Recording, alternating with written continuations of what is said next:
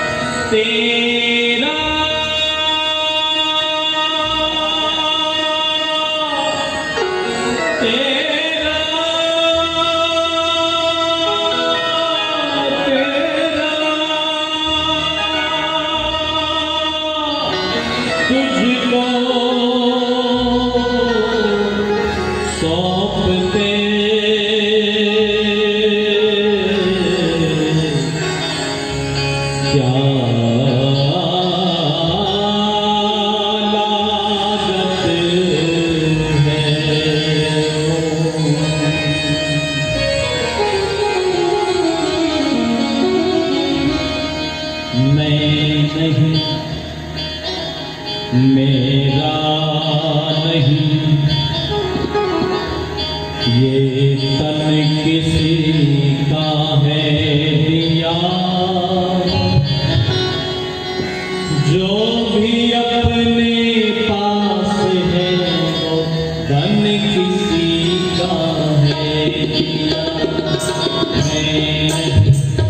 मेरा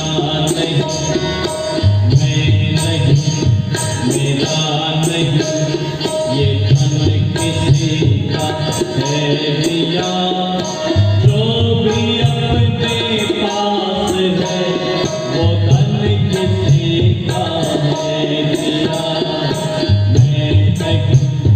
मेरा नहीं मेरा नहीं ये तन किसी का है दिया,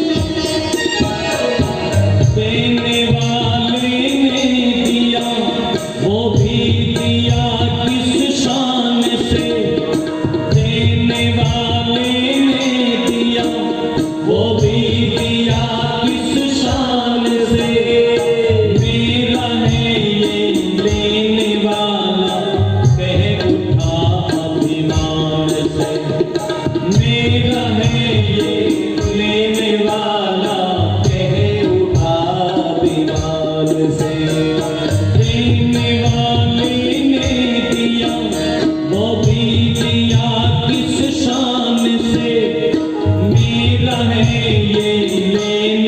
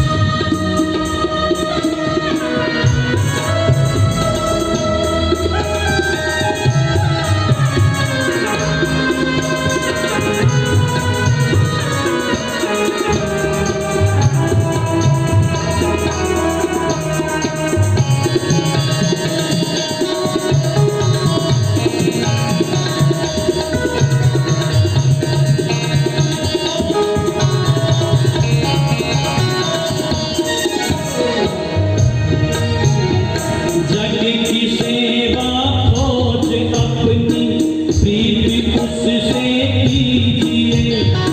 जग की सेवा खोज अपनी प्रीति उससे कीजिए।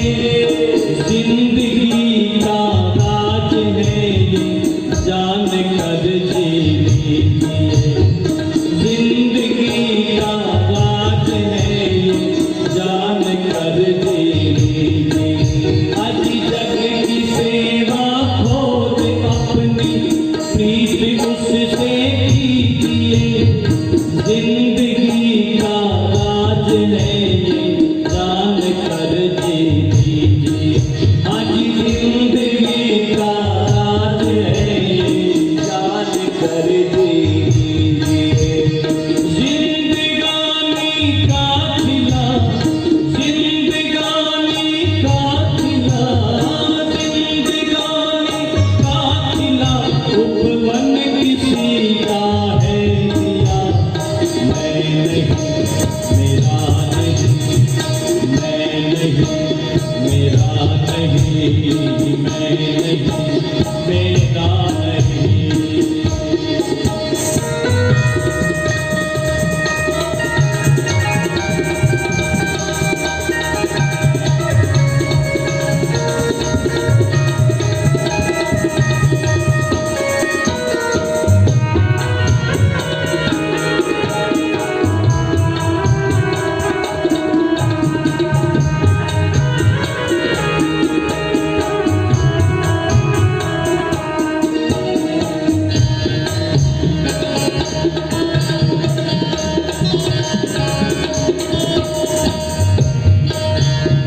जो मिला है वो हमेशा पास रह सकता नहीं। जो मिला है वो हमेशा पास रह सकता नहीं। कब बिछुड़ जाए ये कोई राज कह सकता नहीं। कब बिछुड़ जाए ये कोई राज कह सकता नहीं। जो मिला है वो हमेशा पास रह सकता नहीं। कब बिछुड़ जाए ये कोई राज कह सकता नहीं। आज कब बिछुड़ जाए ये कोई राज कह सकता नहीं। साधना की राह में, साधना की राह में, आज साधना की राह में साधन किसी का है दिया। मैं नहीं, मेरा नहीं, मैं नहीं, मेरा नहीं, ये तन किसी का है दिया। जो भी अपने पास है वो धन किसी का है दिया। मैं नहीं, मेरा नहीं, ये धन किसी का है दिया। जो भी अपने पास है वो धन किसी का है दिया। मैं नहीं, मेरा नहीं, मैं नहीं, मेरा नहीं, मैं नहीं, मेरा नहीं, मैं नहीं, मेरा नहीं, मैं नहीं, मेरा नहीं, मैं नहीं, मेरा नहीं, मैं नहीं, मेरा नहीं, मैं नहीं, मेरा नहीं।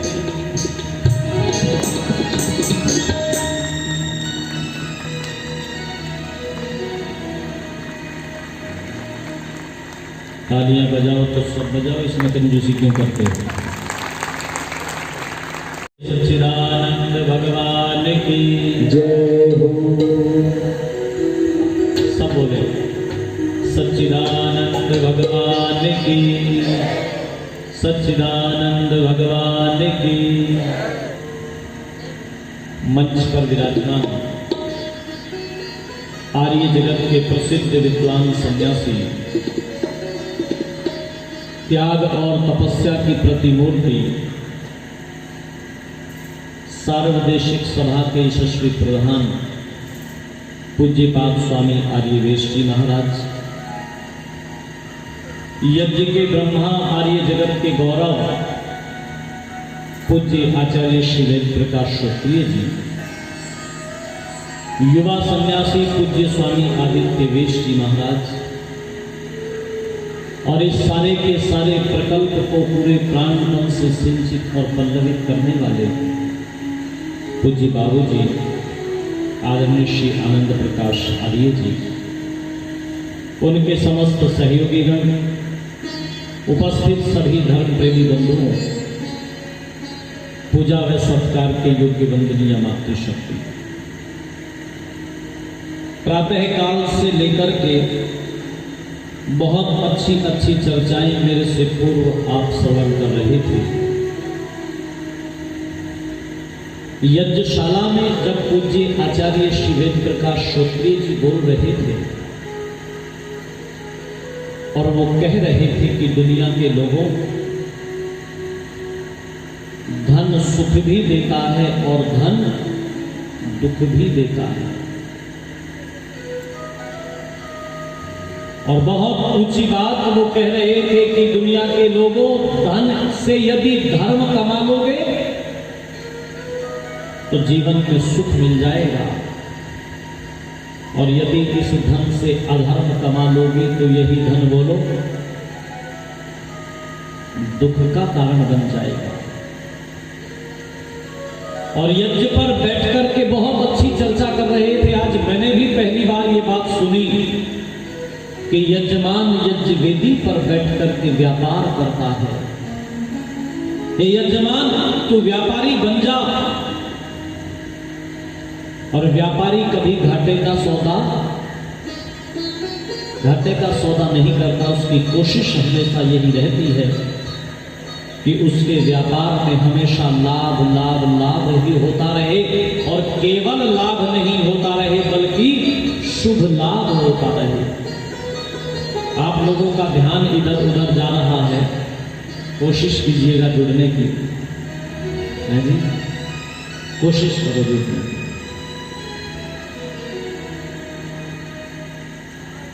शुभ लाभ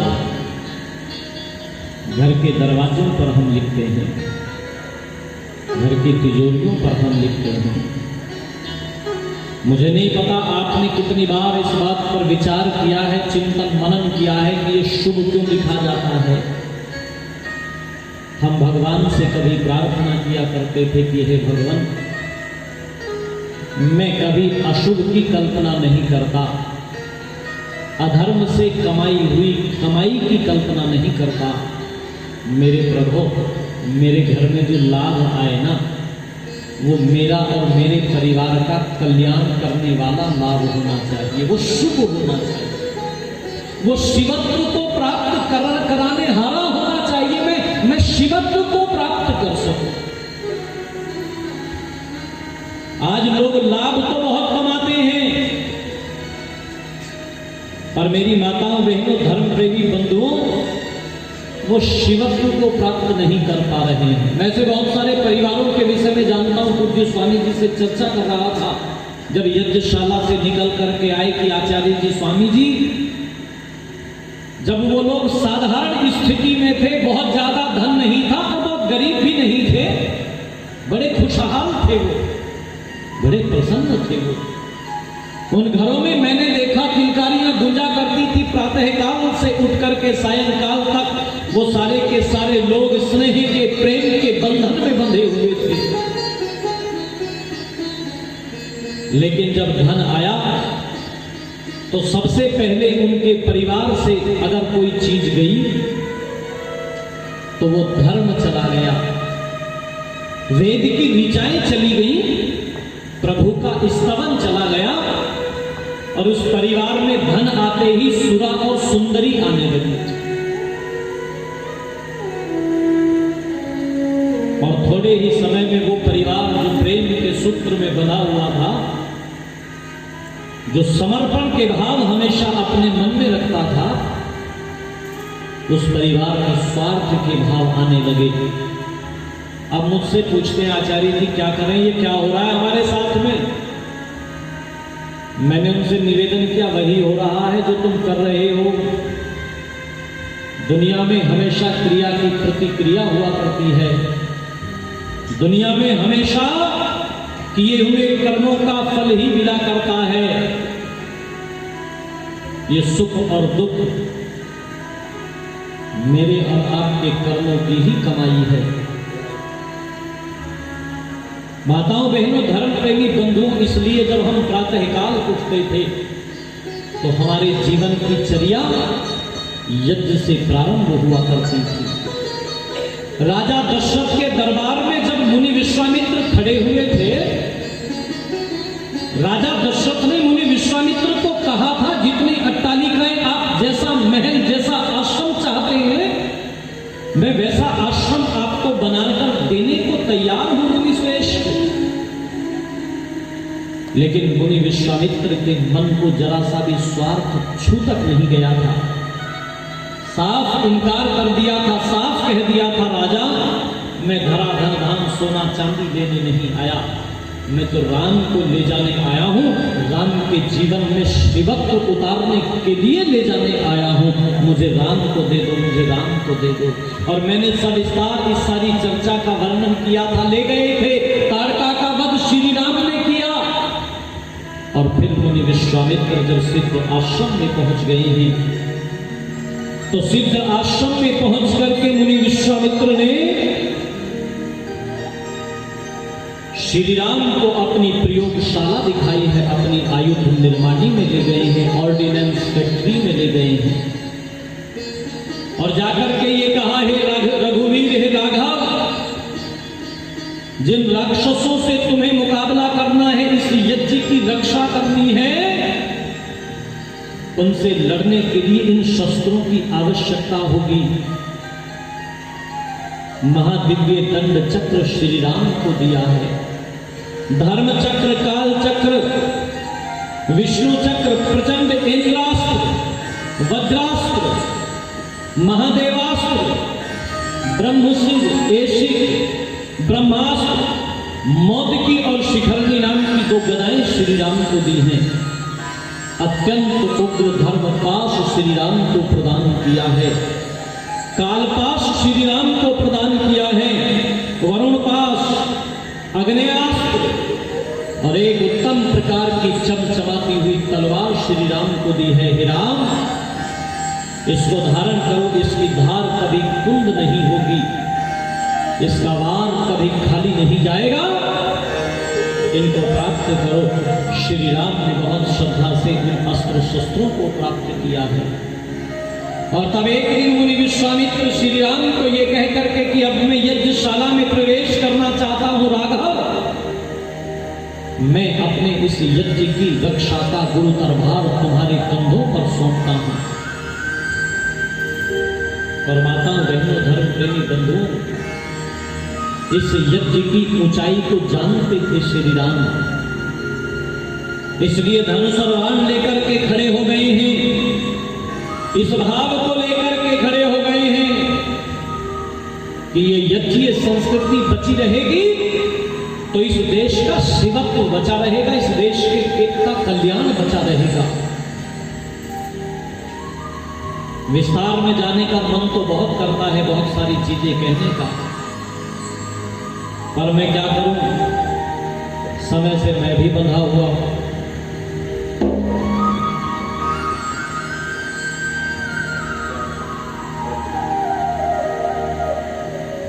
श्री राम जानते थे इसकी ऊंचाई को, इसलिए खड़े हो गए।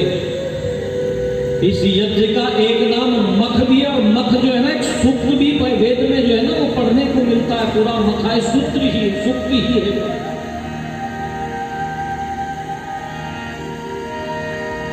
हो में करने लागे मुनि जारी, हो में करने,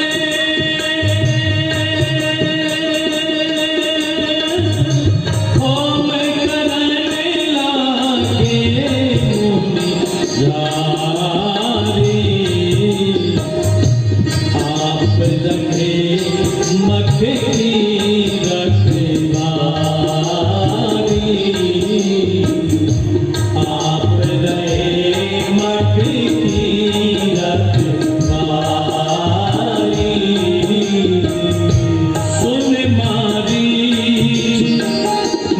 निशाचर काही सुन मारीच निशाचर काही ले सहाय धावा मुनि द्रोही ले सहाय धावा मुनि द्रोही बिन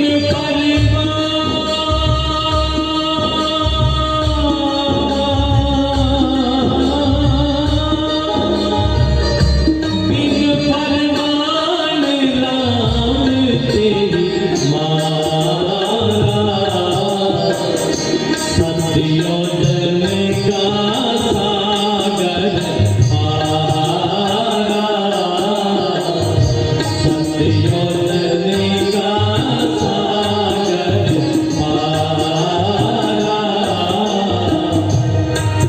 ओ पावक स्वर सुबाहु ही मारा पावक स्वर सुबाहु ही मारा अनुज निशाचर कटुक सहारा अनुज निशाचर कटुक सहारा मरी असुर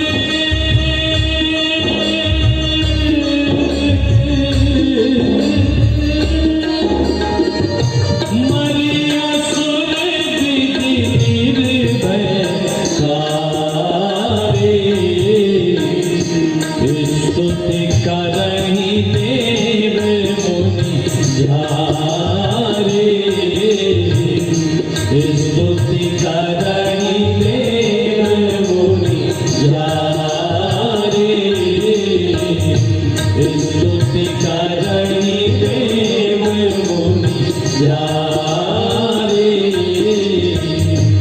स्तुति करहि देव मुनि झारे। यज्ञ की रक्षा के लिए दशरथ नंदन राम खड़े हो गए हैं। ये कहकर के खड़े हो गए हैं मुनि श्रेष्ठ, निश्चिंत निर्भय होकर के आप यज्ञ करें। दशरथ नंदन राम खड़ा हुआ है यज्ञ की रक्षा के लिए। और जब एक क्षत्रिय खड़ा होता है, आप अंग्रेजी दवाओं से परेशान हैं या फिर रोगों से परेशान होकर संसार से उठ जाना चाहते हैं? उठ जाने से पहले नाड़ी वैद्य क्या क्लब आइए और अपने सभी रोगों का आयुर्वेद में सही समाधान पाइए। है ना रक्षा के लिए, तो फिर विघ्न और बाधा कोई डाल सके उसकी हिम्मत नहीं है।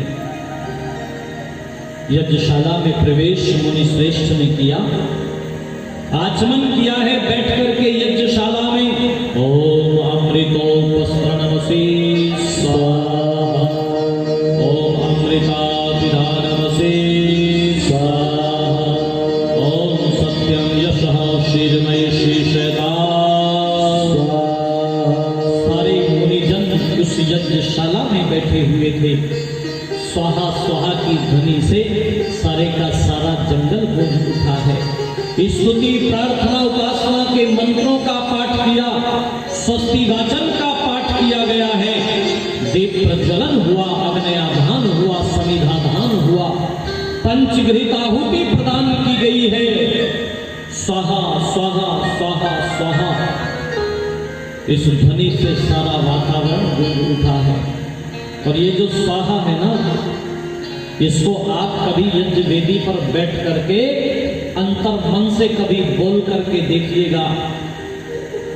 जब इस स्वाहा को बहुत आनंदित होकर के, बहुत रम करके इसको जब आप बोलेंगे तो ये स्वाहा आपको ऐसी लगेगी जैसे मैं बड़ी प्रसन्नता से कह रहा हूँ, वाह वाह वाह वाह। बहुत अच्छा, बहुत आनंद देने वाले हैं ये सारे के सारे मंत्र। इदम अग्नये इदम नमः तेरा तुझको सौंपते क्या लागत है मोर। आज जो बैठते ही मैंने गीत गुनगुनाया ना, जब आचार्य जी वहां चर्चा कर रहे थे और फिर यहाँ पर आकर के पूज्य स्वामी जी महाराज ने चर्चा की, तो ये गीत कई दिनों के बाद आज मन और मस्तिष्क में आया। और मैंने तभी मन बना लिया था कि आज जब बैठूंगा तो बैठ कर के कहूँगा प्रभु से कि मैं नहीं, मेरा नहीं, ये तन किसी का है दिया, और जो भी अपने पास है वो धन किसी का है दिया। स्वाहा स्वाहा की ध्वनि से वातावरण गूंज उठा। पर याद रखना, ये जो स्वाहा है ना, ये सज्जनों को अच्छी लगा करती है, दुर्जनों को अच्छी, बोलो जोर से बोलो, दुर्जनों को अच्छी नहीं लगती। सदाचारी सज्जन लोगों को ये स्वाहा अच्छी लगती है। ये जो उत्सव है, ये जो वेद की ऋचाएं गूंजना है, ये तो पूज्य बाबूजी जैसे महात्माओं को अच्छी लगती है। कल चर्चा कर रहे थे, स्वामी जी से कह रहे थे, स्वामी जी यदि ये उत्सव नहीं होता तो एक शब्द का इस्तेमाल कर रहे थे, बोले कलंक लग जाता कि आर्य समाज तांडा का 129वां वार्षिकोत्सव नहीं हुआ। 29वां ही है ना बाबू जी?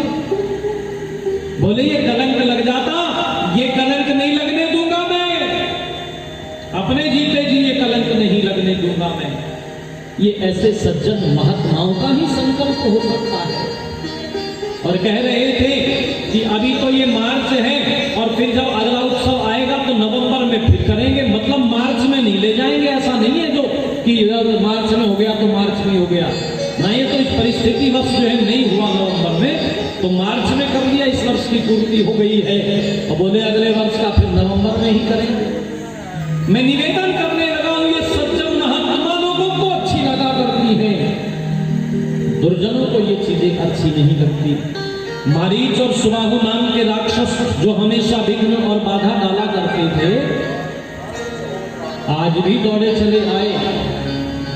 और जब दौड़े आए तो श्री राम यज्ञ की रक्षा के लिए खड़े हुए थे, आश्रम की परिधि पर खड़े हुए थे। आते हुए मारीच को देखा तो श्री राम ने कहा, सावधान, वहीं रुक जाओ, सावधान वहीं रुक जाओ। कौन हो तुम? दशरथ नंदन राम इस यज्ञ की रक्षा करने के लिए खड़ा हुआ है। अब इस यज्ञ में कोई विघ्न और बाधा डाल ना सकेगा, कोई राक्षस इसमें अवक्ष पदार्थ डाल ना सकेगा। श्री राम की इस चेतावनी की अवहेलना की मारीच ने। अट्टहास करते हुए जैसे ही आगे बढ़ने की कोशिश की तो श्री राम ने बाण निकाल करके, बिना फरका बाण निकाल करके मारीच को लक्ष्य बना करके बाण छोड़ा। बाण मारीच की छाती में जाकर के लगा। बिना फरका बाण समझते हैं आप, जिसके अग्रभाग में वो नुकीला वाला भाग लगा हुआ नहीं होता। बिना फरका बाण मारा और बाण की चोट कितनी खतरनाक रही होगी। मारीच उस बाण से छटपटा करके भाग खड़ा हुआ, युद्ध भूमि को छोड़ करके चला गया वहां से। और कहां गया? उस सारे के सारे क्षेत्र को छोड़ गया मारीच, सीधा लंकाई जाकर के रुका। इससे पहले मारीच रुका नहीं, गिरा तो कई जगह भागता, लेकिन लंका से पहले नहीं रुका। और बरसों बरस माताओं, बहनों, धर्म प्रेमी बंधुओं, मेरे राम के मारे हुए बाण की चोट को मारीच बरसों बरस भुला नहीं पाया। जब तक जिया तब तक भुला नहीं पाया। कितनी खतरनाक रही होगी श्री राम के बाण की वो चोट। उस समय पर भी चर्चा करता है जब रावण जो है ना, जनक नंदिनी के हरण का प्रस्ताव लेकर के आया है। श्री राम की भार्या भगवती सीता जी के हरण का प्रस्ताव लेकर के मारीच के पास में जब आया, 2 बार आया मारीच के पास रावण। जब पहली बार आया ना और उसने आकर के ये कहा कि मैं राम की भार्या का हरण कर लाऊंगा, इसमें सहायता करो मेरी, तो जरा उस समय के वो शब्द पढ़ना कभी वाल्मीकि रामायण को उठा करके। मारीच ने ये कहा, लंकेश, कौन व्यक्ति है जो तुम्हें इस दुनिया में जीवित नहीं देखना चाहता? हे लंकेश, जिसने भी राम की भार्या का हरण करने का ये प्रस्ताव, ये सुझाव तुम्हें दिया है, ये परामर्श तुम्हें दिया है, लंकेश, मैं दावे के साथ तुम्हें कह सकता हूं वो तुम्हारा मित्र नहीं है, वो तुम्हारा शत्रु है, वो तुम्हें दुनिया में जीवित नहीं देखना चाहता। इतना ही नहीं, वो कहता है लंकेश तुमने उस दशरथ नंदन राम को देखा नहीं है। मैंने देखा है उसे। और कब देखा है तो जरा शब्द सुनिएगा। यूं बोला मैंने तब देखा है जब उस दशरथ नंदन राम ने युवावस्था की दहलीज पर कदम मात्र रखा था। अभी पूर्ण यौवन को प्राप्त नहीं किया था श्री राम ने। युवावस्था की दहलीज पर कदम रखा था श्री राम ने। 15 वर्ष की उम्र थी जब मुनि विश्वामित्र लाए। ये दहलीज ही तो है साहब युवावस्था की। यूं बोला कि युवावस्था की दहलीज पर कदम मात्र रखा था उसने, मैंने तब उस दशरथ नंदन राम को देखा है। हे लंकेश, वो दशरथ नंदन राम हाथी के सूंड जैसी विशाल भुजाओं में जिस समय पर धनुष और बाण लेकर के खड़ा होता है, ऐसा लगता है, ऐसा लगता है, ऐसा लगता है मानो जैसे काल ने साक्षात राम का रूप धारण कर लिया है, जैसे काल ने साक्षात राम का रूप धारण कर लिया है। लंकेश, उसके द्वारा मारे गए बाण की चोट आज भी मुझे सालती है। जब पूर्वा हवा चलती है लंकेश तो मैं ही जानता हूं मेरे कालजे में कितना दर्द होता है। आज तो उसने पूर्ण यौवन को प्राप्त कर लिया है। आज तो वो सारे अस्त्र शस्त्रों से सुसज्जित है और उसकी भार्या का हरण करने का विचार कर रहे हो आप। मैं निवेदन करने लगा हूं, बरसों बरस मारीच राम के मारे हुए बाण की चोट को भुला न सका। भाग गया रण क्षेत्र को छोड़ करके, उस भूमि को छोड़ करके, और सुबाहु में आगे बढ़कर के श्री राम के ऊपर बाणों का प्रहार करना चाहा तो श्री राम ने सुबाहु को रथ के सहित सुबाहु को अग्निबाण मारा तो रथ के सहित राख के ढेर में परिवर्तित कर दिया, जला करके खाक कर दिया। सारे राक्षस की सारी स्थिति को देख करके युद्ध को छोड़ करके भाग उठे।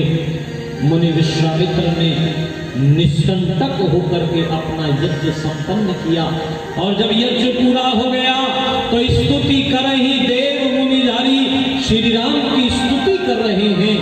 हे राघव, धन्य है वो मां जिसने तुम्हारे जैसे पुत्र को जन्म दिया। तुम्हारी मां की कोख धन्य हो गई। हम प्रणाम करते हैं उस आपकी जननी मां कौशल्या को प्रणाम करते हैं। स्तुति कर रहे देव मुनिधारी।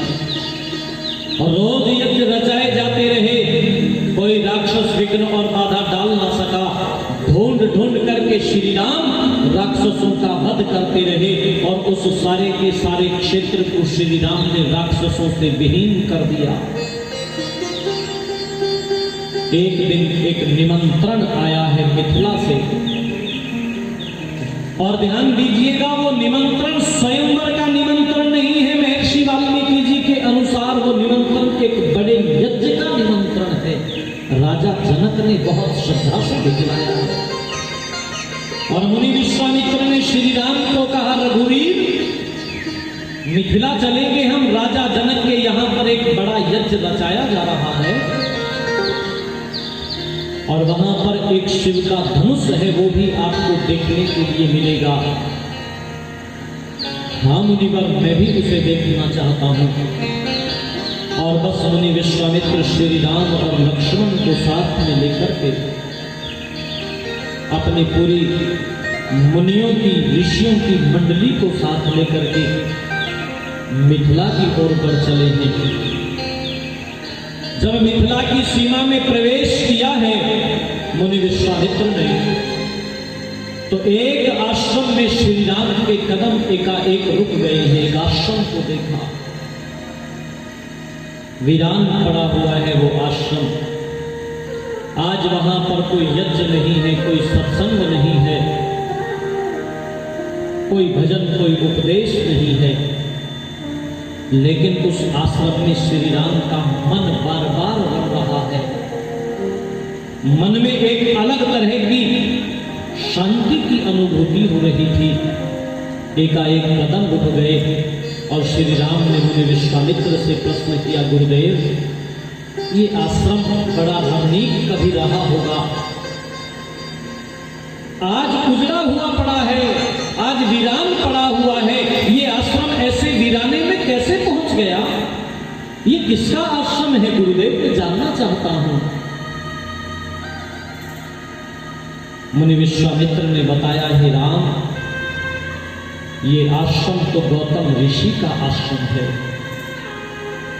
तुम ठीक कहते हो रघुवीर, ये आश्रम वास्तव में कभी अपनी बहुत निष्ठा को प्राप्त था, कभी अपनी बहुत ऊंचाइयों को प्राप्त था। ये आश्रम, बड़े बड़े याग यहां हुआ करते थे। ये आश्रम इस स्थिति में कैसे पहुंच गया? मुनि कहां चले गए? मुनि इस आश्रम को छोड़ करके चले गए। अब वो इस आश्रम में नहीं रहते हैं। इस आश्रम में अब उनकी धर्म पत्नी, तपस्विनी, तेजस्विनी, ईश्वर की उपासिका अहिल्या रहती है। अहिल्या को छोड़कर चले गए। अहिल्या को छोड़कर चले गए। क्यों छोड़कर चले गए? तो मुनि विश्वामित्र ने वो सारी की सारी घटना श्री राम को सुनाई है। हे राम, एक गलती अहिल्या से हो गई थी। विस्तार में मैं नहीं जा पाऊंगा इस घटना को सुनाने में, आप कभी वाल्मीकि रामायण उठा करके पढ़ लेना। यद्यपि इंद्र को अहिल्या ने पहचान लिया था, पर वो स्थिति परिस्थिति जो भी रही हो, विरोध न कर पाई अहिल्या। और मुनि ऋषि गौतम वहां पर आ गए थे। इस सारी की सारी अवस्था को देख लिया था उन्होंने, जाते हुए इंद्र को देख लिया था। और माताओं, बहनों, धर्म प्रेमी बंधुओं, लोग कहते हैं कि अहिल्या पत्थर की हो गई थी। माताओं, बहनों, धर्म प्रेमी बंधुओं, अहिल्या पत्थर की नहीं हुई थी। अहिल्या पत्थर सी हो गई थी। आप इसको कल्पना कीजिएगा। कभी आप कहते हुए सुना होगा ना आपने, हाय उस आदमी ने मुझे ऐसी स्थिति में देख लिया, मुझे लगा कि मैं तो जैसे जमीन में गड़ गया। वस्तुतः जमीन में गड़ता थोड़ा ही है आदमी। अहिल्या पत्थर सी हो गई थी।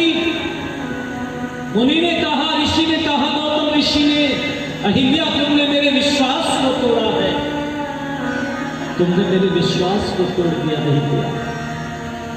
अब मैं तुम्हारे साथ रह न पाऊंगा अहिल्या।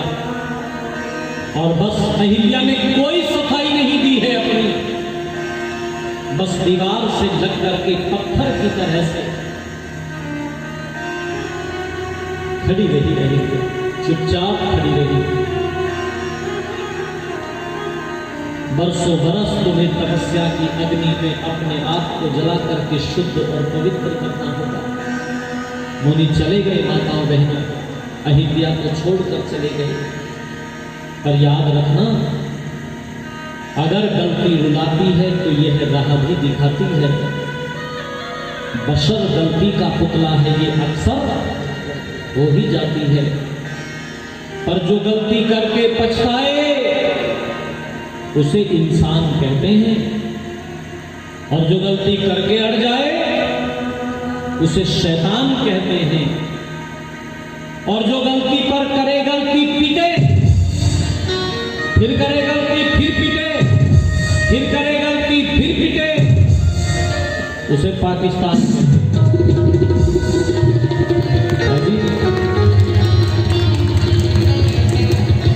कितनी बार गलतियां करता है और पिटता है। गलती अहिल्या से हो गई, लेकिन उसने अपने जीवन को उस तपस्या की अग्नि में जलाया है, पवित्र कर रही है।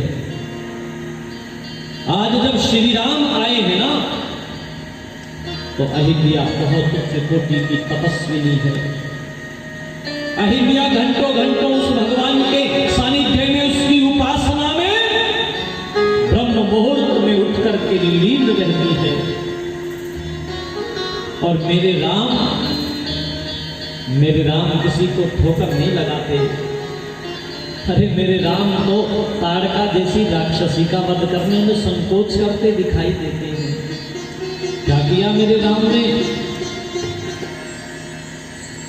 अहिल्या से जो गलती हुई थी गुरुदेव, उसका प्रायश्चित हो चुका है। और जब अहिल्या आई है ना, तो श्री राम ने अहिल्या मां की तरफ देखा, चेहरे से वो दिव्य तेज टपक रहा था। अपना सर श्री राम ने अहिल्या मां के चरणों में रख करके ये कहा, मां अहिल्या, दशरथ नंदन राम आपके श्री चरणों में अभिवादन करता है, आपका वंदन करता है, आपका वंदन करता है। ये लोगों, मेरी माताओं बहनों, श्री राम जैसा व्यक्तित्व जिसके चरणों में सर रख रहा हो, बोलो फिर उसके उद्धार को होने से कोई रोक सकता है क्या? कोई रोक सकता है क्या? यही था वो अहिल्या का उद्धार। सत्संगति से, महापुरुषों की संगति से पत्थर मन कुंदन बन जाता है। अब मैं कई बार ये पंक्तियां गुनगुनाता हूं, कई बार ये कहता हूं कि सत्संगति और विमल मति से पत्थर मन कुंदन बन जाए, नीरस सा टुकड़ा शीशे का, नीरस सा टुकड़ा शीशे का, हाथों का कंगन बन जाए, सत्संगति और विमल मति से। और एक एक शब्द को बहुत ध्यान से सुनिएगा। सूरज की किरणों से मिलकर अगम सिंधु का खारा पानी, मोती बने कपूर सुगंधित, मोती बने कपूर सुगंधित, जन जीवन धन धन बन जाए, सत्संगति और विमल मति से। भूखे पापों की लंका को नाश करे रावण के दल का, भूखे पापों की लंका को नाश करे दुर्गुण के दल का, भूखे पापों की लंका को नाश करे दुर्गुण के दल का, धर्मशास्त्र सम्मति संगति से, धर्मशास्त्र सम्मति संगति से, ऐसा रघुनंदन बन जाए,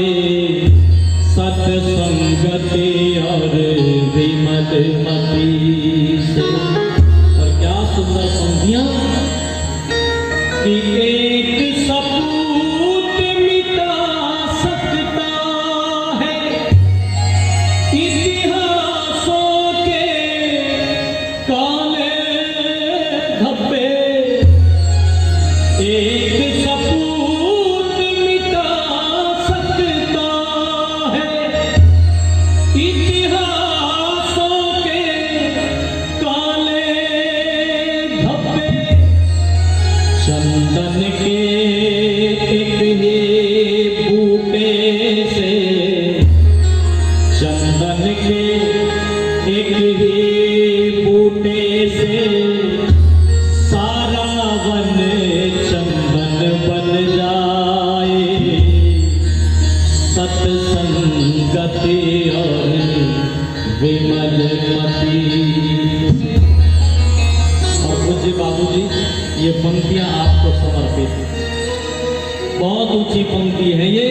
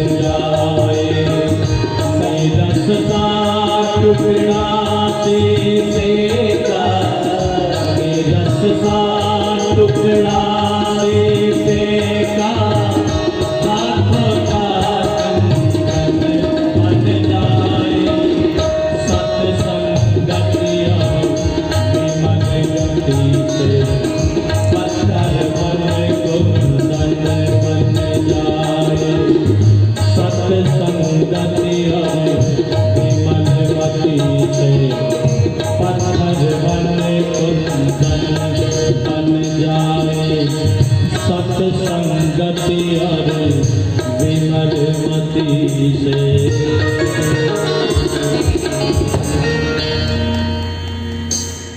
जीवन का कल्याण छिपा है केवल संतों की वाणी में।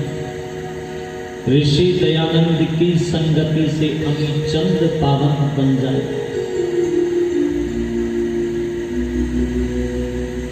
पाकिस्तान में अब तो वो जिला चला गया झेलम, वहां पर ऋषि वरदेव दयानंद जी महाराज का व्याख्यान हो रहा था।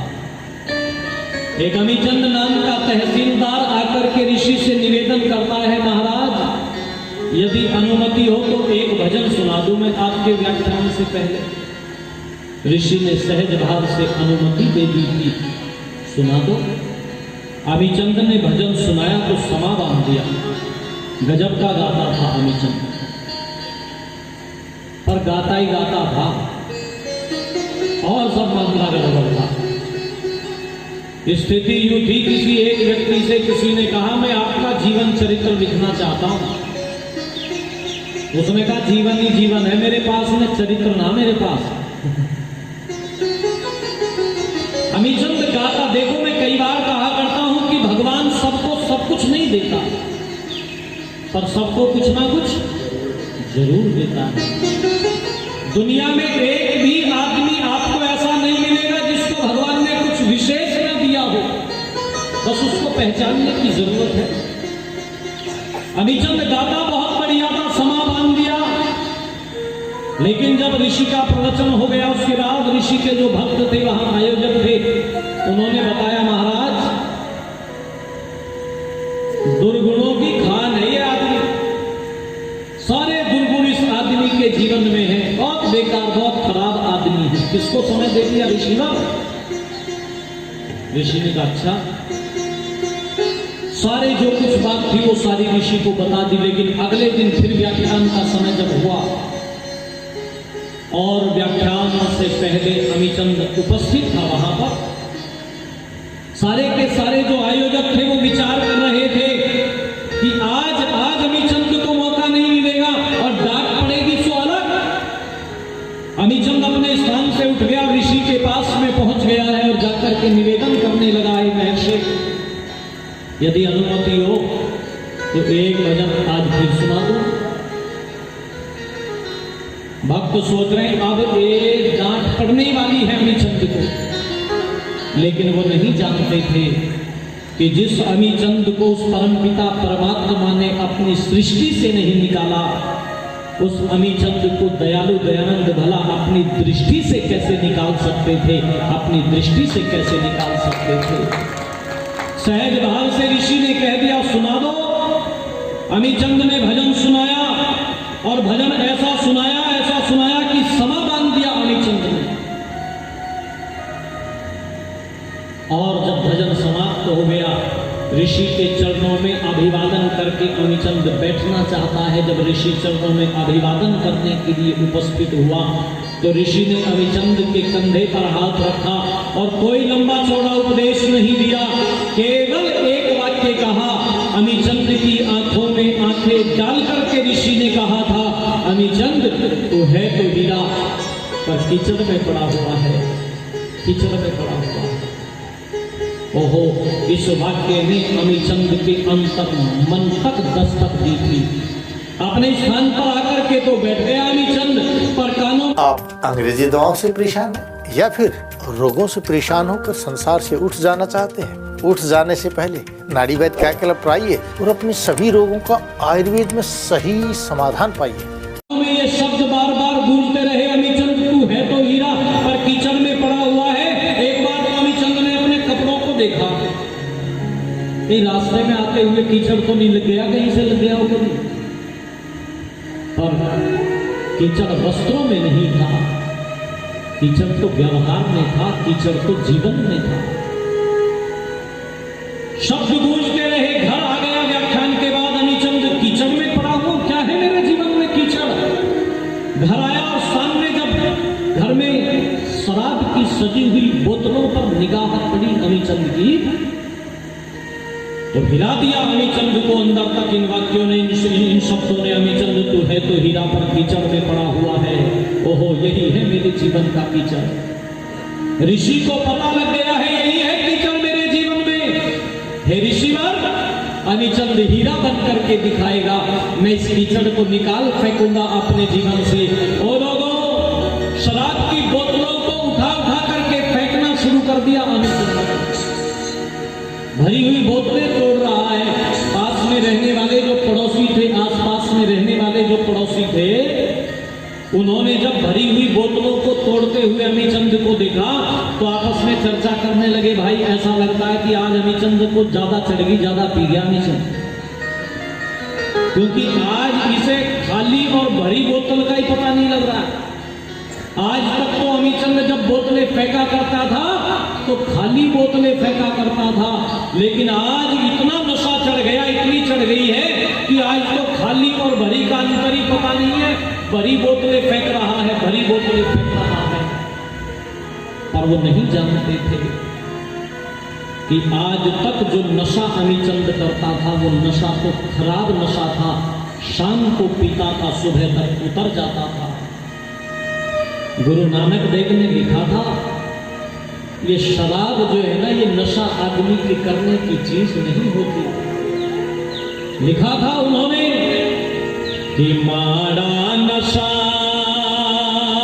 शराब दा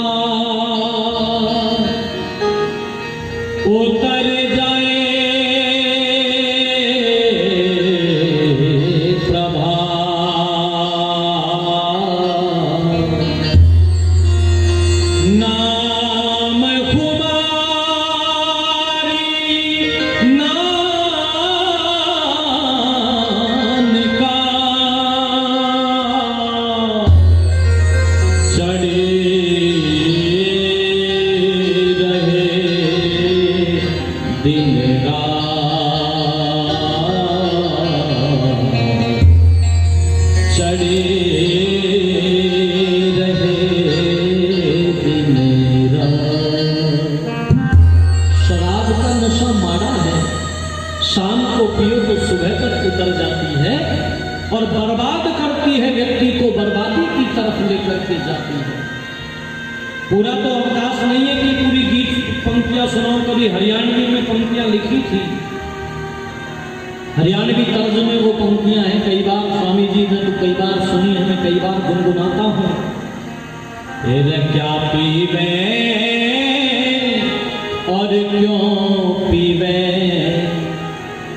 या चीज नहीं तेरे पीने की, घर कर क्यों बर्बाद लिया, तन कदर करना जीने। नाश की निशानी है ये नशा। इस छोटी सी बोतल अंदर राजधानियां डूब गई, घर पे उल्लू बोलने लगे, सुख की निशानियां डूब गई।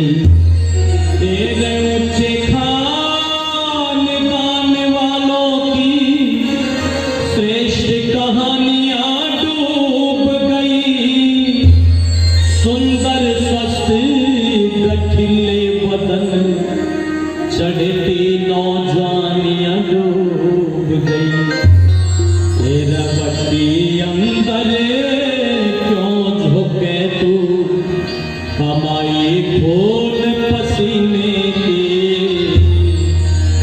घर कर क्यों बर्बाद लिया, तन कदर करी ना जी।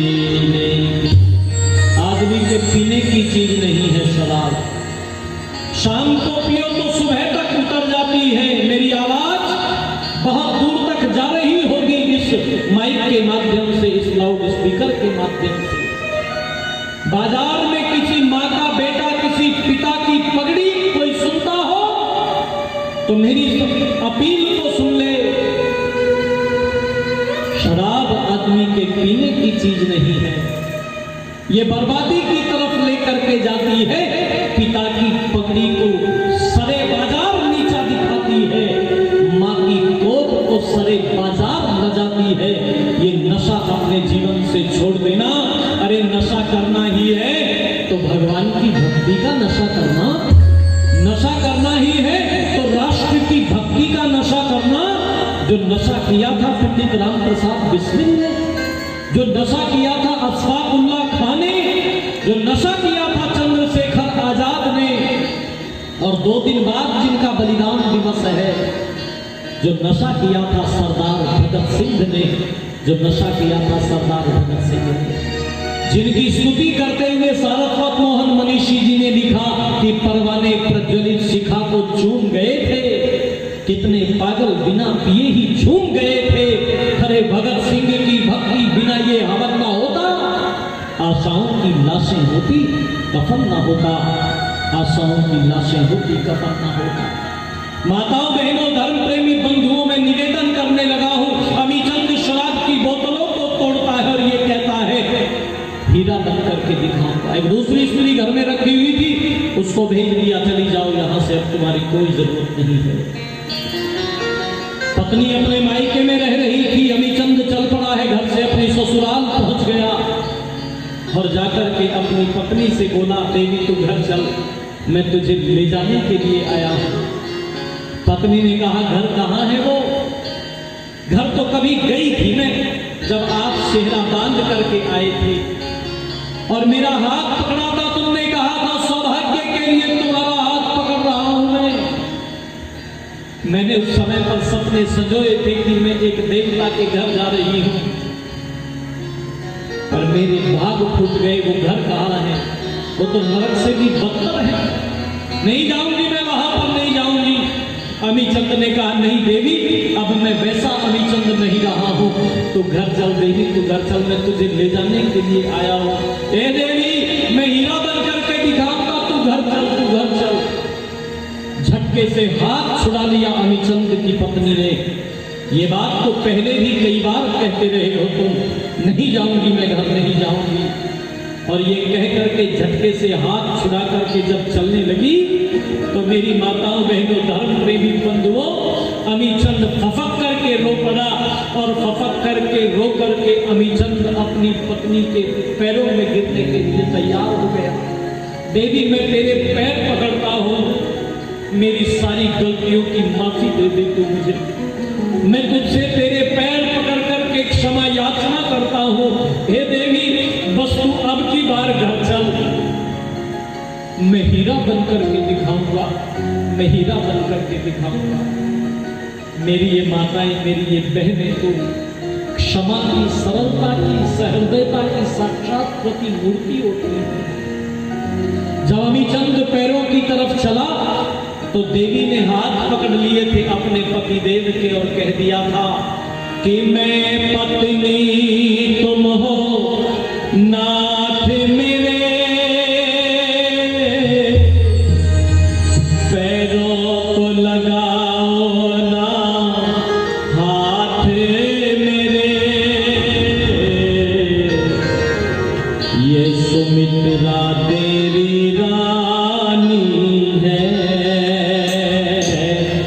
मेरे प्राण पति सुमित्रा तेरी रानी है,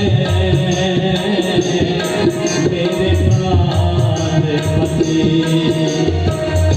मैं पत्नी तुम हो, नाथ मेरे पैरों को लगाओ ना हाथ मेरे, सुमित्रा तेरी रानी है, मेरे प्राण पति सुमित्रा तेरी रानी है, मेरे प्राण पति। जीवन का कल्याण छिपा है केवल संतों की वाणी में, ऋषि दयानंद की संगति से अमी चंद पावन बन जाए। आर्य समाज का सबसे पहला भजनोपदेशक बना वो, जिसको आगे चल कर के दुनिया के लोगों ने भक्त अमी चंद के नाम से जाना। प्रभु की भक्ति के गीत लिख लिख करके गाता था। आज मिल सब गीत गाओ उस प्रभु के धन्यवाद। जीवन का कांटा बदल जाता है माताओं बहनों धर्म प्रेमी बंधुओं। यही था वो अहिल्या का उद्धार। श्री राम ने श्री चरणों में सर रख करके कह दिया था, माते प्रणाम स्वीकार करें। और ध्यान दीजिएगा, अहिल्या का एक बेटा भी है जो राजा दशरथ की मंत्री परिषद का सुयोग्य सदस्य है, जिसका नाम है शतानंद। श्री राम का धन्यवाद करते हुए कहता है, हे राघव, हे रघुवीर, मैं जन्म जन्मांतर तक आपके इस ऋण को चुका न सकूंगा, हमेशा कृतज्ञ रहूंगा। मेरी माँ के खोए हुए सम्मान को आपने वापस दिलाया, मैं आपका कृतज्ञ रहूंगा, आपका आभारी रहूंगा, हमेशा आपका आभारी रहूंगा। माताओं बहनों धर्म प्रेमी बंधुओं, मिथिला में श्री राम ने गुरुवर विश्वामित्र जी के साथ में प्रवेश किया है। राजा जनक मुनिश्रेष्ठ का स्वागत कर रहे हैं और परिचय प्राप्त कर रहे हैं। ये दोनों सुकुमार मेरी दृष्टि बार बार बरबस ही जिनकी तरफ बार बार जाती है, बार बार जिनके व्यक्तित्व को देखने के लिए मेरा मन मुझे बाधित करता है, प्रेरित करता है। ये दोनों सुकुमार कौन हैं? तो मुनि विश्वामित्र ने परिचय कराया, ये दशरथ नंदन राम हैं, जिन्होंने मेरे यज्ञ की रक्षा की है। और ये इन्हीं के अनुज वीरवर लक्ष्मण हैं, जो हमेशा भैया के साथ में हमेशा साई की तरह से रहते हैं। और हे राजन, यहाँ पर इस यज्ञ में आए हैं, उस शिव के धनुष को देखने की इच्छा लेकर के आए हैं। ध्यान देना, राजा जनक की जो बेटी है भगवती सीता, वो वीर शुल्का है, बहुत योग्य बेटी, बहुत सुयोग्य बेटी है। और राजा जनक ने ये प्रतिज्ञा की थी कि अयोग्य व्यक्ति के हाथ में अपनी बेटी का हाथ नहीं दूंगा, योग्य व्यक्ति के हाथ में हाथ दूंगा। और ये शर्त रखी थी कि जो शिव के धनुष को उठा करके उस पर प्रत्यंचा चढ़ा देगा, उसके साथ में राजा जनक अपनी बेटी भगवती सीता को ब्याह देगा। ध्यान देना, ऋषि देव दयानंद जी महाराज को जब अमर ग्रंथ सत्यार्थ प्रकाश के चतुर्थ समुल्लास में आप पढ़ेंगे, जहां ऋषि गृहस्थ आश्रम की चर्चा कर रहे हैं, तो ऋषि इस गुणकर्म स्वभाव को मिलाकर के विवाह करने की पैरवी करते हुए दिखाई देते हैं। और कहां तक कहते हैं? यहां तक कहते हैं, चाहे बेटा अथवा बेटी जीवन पर्यंत घर में कुंवारे बैठे रहे, यदि उनके गुणकर्म स्वभाव नहीं मिलते तो विवाह मत करना। कल पूज्यपाद स्वामी आर्यवेशी महाराज चर्चा कर रहे थे कि मेरे ऋषि ने डिम डिम उद्घोष किया था, ए दुनिया के लोगों, दयानंद अपनी बात बताने के लिए नहीं आया, ब्रह्मा से लेकर के जैमिनी ऋषि पर्यंत जो ऋषियों का मंतव्य है, मैं वो बातें बताने के लिए आया हूं, मैं वो चर्चा करने के लिए आया हूं। राजा जनक की चर्चा करने लगा हूं। राजा ने ये कहा, बिना गुणकर्म स्वभाव मिलाए अपनी बेटी का विवाह नहीं करूंगा। और ध्यान दीजिएगा, जब बाबा तुलसी को पढ़ते हैं तो उन्होंने बहुत सारे राजा एक जगह पर इकट्ठे कर दिए, जिसको हम सीता स्वयंवर के नाम से जानते हैं, चर्चा उसकी की जाती है। लेकिन जब वाल्मीकि रामायण को पढ़ते हैं तो वाल्मीकि रामायण के अनुसार अलग अलग समय पर राजा आते रहे, राजकुमार आते रहे हैं। राजा जनक ये बता रहे हैं, आते रहे, उठाने की कोशिश करते रहे, परंतु घोर निराशा ही हाथ लगी मुझे।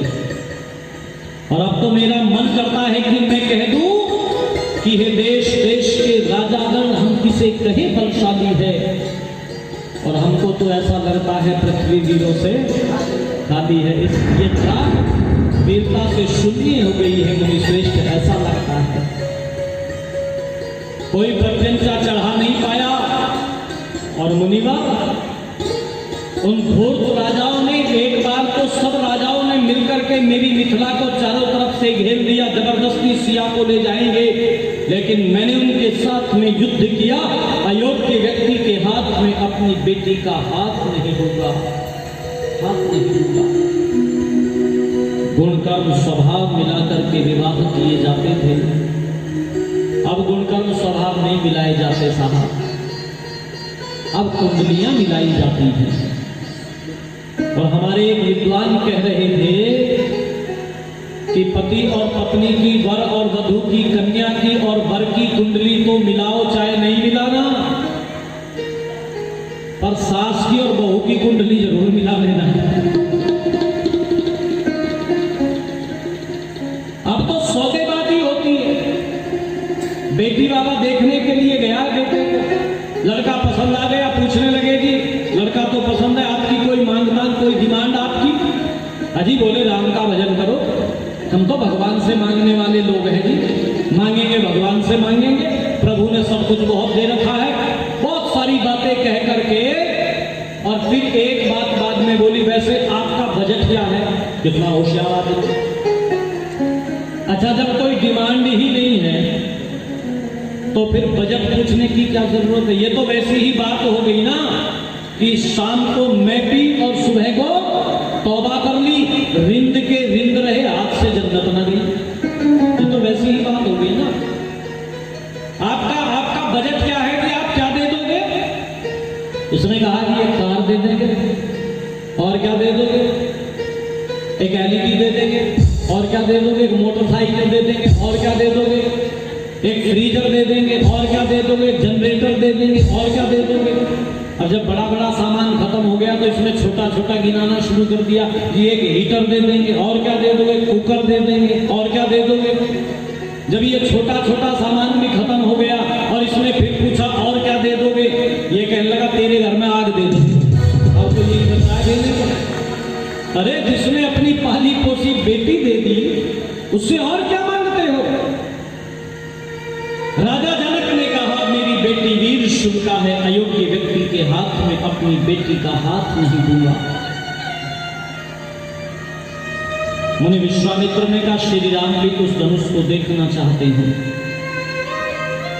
ले जाया गया है श्री राम को उस धनुष के पास, और मुनि विश्वामित्र ने आदेश दिया है हे राघव, इस धनुष को उठा करके इस पर प्रत्यंचा चढ़ा करके राजा जनक को चिंता से मुक्त करो। ओहो, आगे बढ़कर के श्री राम ने एक परिक्रमा उस शिव के धनुष की है। देखना चाहते हैं किस एंगल पर धनुष रखा हुआ है। और फिर श्री राम ने आगे बढ़कर के बहुत सहज भाव से शिव के धनुष को उठा दिया है। जो सारे लोग खड़े हुए थे, मंत्री परिषद खड़ी हुई थी, सम्मानित सदस्य खड़े हुए थे, उनकी धड़कन जो है ना वो रुकी हुई है, सांस रुका हुआ है। उठा तो दिया, क्योंकि वो सारे के सारे लोग श्री राम के व्यक्तित्व को देख करके, श्री राम की तेजस्विता को देख करके मन ही मन ये विचार कर चुके थे कि इन जैसा तपस्वी, इन जैसा तेजस्वी दैदिप्यमान युवक आज तक मिथिला में नहीं आया। यही है जनक नंदिनी के लिए योग्य वर। परंतु शर्त लगी हुई है, बिना शर्त के वर को वर कैसे बनाया जाए? तो इसलिए सांसें रुकी हुई हैं। उठा तो लिया, एक दूसरे की तरफ देख रहे हैं। हाँ, उठा लिया। एक ने कहा उठा तो पहले भी बहुत सारा ने लिया है, उठाना थोड़े ही, इसका प्रत्यंचा भी तो चढ़ानी है। उठा तो पहले भी लिया था। बोले रे एक आदमी तो उठाया था, एक आदमी के तो हाथ ही फंसे रह गए थे, उसने हाथ निकलवाओ मेरे। एक बोला हाथ ना निकले इसके तो काटने पड़ेंगे हाथ। उठा लिया।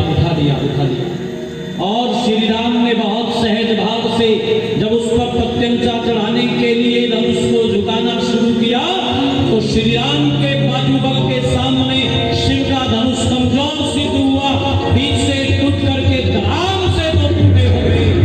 और तब मिलकर के जय घोष लगाएंगे और ये सियावर रामचंद्र जी महाराज की जय हो, सियावर रामचंद्र जी महाराज की जय हो, सियावर रामचंद्र जी महाराज की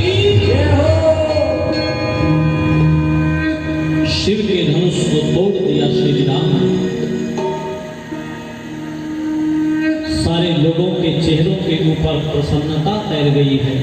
वाह वाह कर उठे हैं, साधु साधु कर उठे हैं। जनक नंदिनी के लिए सुयोग्य वर मिल गया है, सुयोग्य वर मिल गया है। और फिर मुनि विश्वामित्र ने दूतों को भेज दिया है अयोध्या के लिए, और अयोध्या दूत अनुमति मांगने के लिए नहीं गए हैं, बल्कि लग्न पत्रिका लेकर के गए हैं। बारात को सजा करके ले आने का आग्रह लेकर के गए हैं, निमंत्रण लेकर के गए हैं। दूत अवधपुर पटे महु जाई, दूत अवधपुर पटे महु जाई। आने लगे दशरथ ही गोदाई, आने लगे दशरथ ही गोदाई। मुदित राहो कहीं भले हो कृपाला, मुदित राहो कहीं भले हो कृपाला। पठे दूत अवध से निकाला, पठे दूत अवध से निकाला। पहुँचे दूत रामपुर पावन, हर्ष नगर विलोक सुहावन, हर्ष नगर विलोक सुहावन। करि प्रणाम तिन पाति दीनी, करि प्रणाम तिन पाति दीनी। मुदित महीप आप उठेनी, मुदित महीप आप उठेनी। मारी विलोचन वाचक पाती, मारी विलोचन वाचक पाती। पुलक गात आई भर छाती, पुलक गात आई भर छाती। राम लखन उर कर बरसी थी, राम लखन उर कर बरसी थी। रह गए कहते न खाती मीठी, रह गए कहते न खाती मीठी। पुण्य हर्षि धरि धीर, पुण्य धरि धीर पत्रिका वासी, पुण्य धरि धीर पत्रिका वासी। हर्षि सभा बात सुन साची, हर्षि सभा बात सुन साची, हर्षि सभा बात सुन साची। दूत अयोध्या पहुंच गए और राजा दशरथ को लग्न पत्रिका थमा दी है। और महाराज दशरथ जब उस पत्रिका को पढ़ने लगे, बारी विलोचन वांछत पाती नेत्रों से जो है ना वो अश्रुधार बह रही है, खुशी के आंसू बह निकले, छाती भर आई। मेरे राम का विवाह जनक नंदिनी भगवती सीता के साथ में तय हो गया है। सारी सभा को ये समाचार सुनाया गया, गुरुवर वशिष्ठ को निवेदन किया गया, आर्य सुमंत को निवेदन किया गया। बरयात्रा की तैयारी की जाए और माताओं बहनों धर्म प्रेमी बंधुओं, बारात सज गई है। अयोध्या से मिथिला के लिए बारात सज गई है।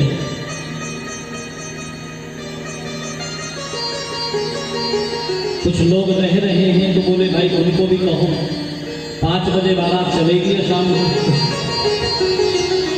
उनको भी कहो 5 बजे का समय है बारात के चलने का, और जो लोग रह गए हैं तैयार करो उनको भी।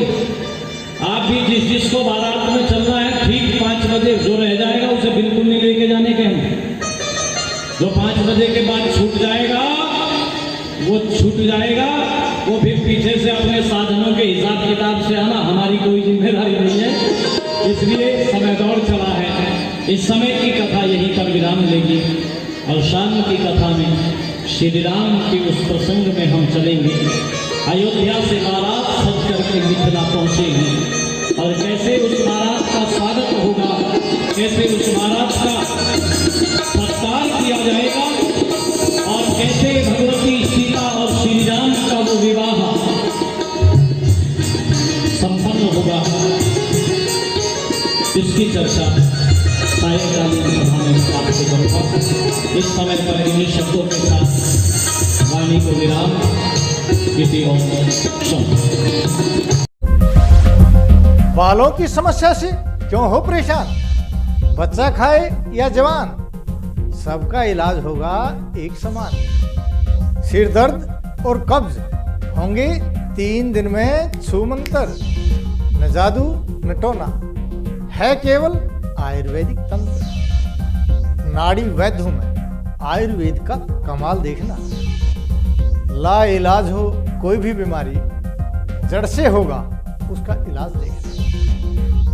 कमजोरों के लिए बना दिया है ऐसा रसायन, खाकर उसको जीवन का आनंद देखना। YouTube पर जाकर सब्सक्राइब कीजिए नाड़ी वैद्य का क्लब।